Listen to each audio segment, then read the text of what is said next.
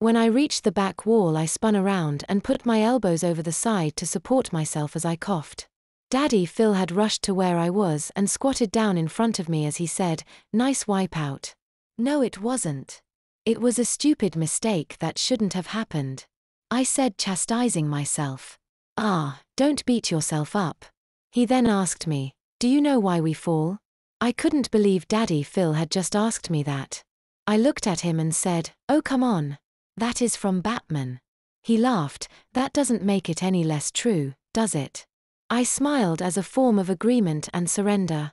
He reached down into the water to help me out. "Come on, get out of there. We'll get you diapered and then get some food in your belly. Beth is cooking this morning." I convinced Micah to go ahead and take the day off. She's been working entirely too hard. Daddy Phil put his hands into my armpits and lifted me right out. He then wrapped a towel around me and dried my dripping hair. "And while you guys are eating," he continued, "I am going to take care of a couple things."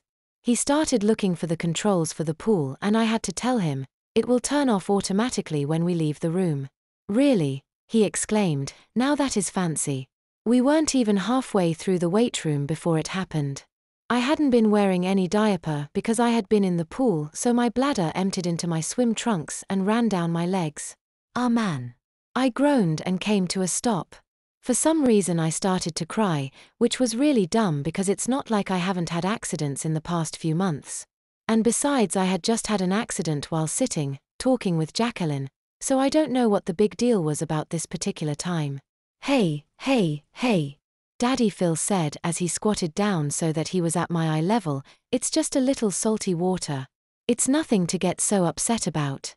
And I knew he was right, but even still, I couldn't stop crying. Daddy Phil then pulled me toward him. I buried my face in his chest and the two of us lowered to the floor. Daddy Phil didn't even complain or even comment on the fact that he was sitting in the puddle of my pee while cradling me in his arms and letting me cry. "Go ahead. Let it out," he said as he patted my back, "just let it out." And boy did I ever let it out. We're talking a flood of snot and tears that would have rivaled Noah's flood. "I want my mom and dad back," I sobbed. "I know you do," he said. I kept saying it and he kept holding me tighter and tighter. I didn't hear grandmother come in while I was crying. I guess she came to see what was taking us so long. When she seen and heard me carrying on like I was, she asked Daddy Phil to carry me up to my room and she would have my breakfast sent up to me, but I objected.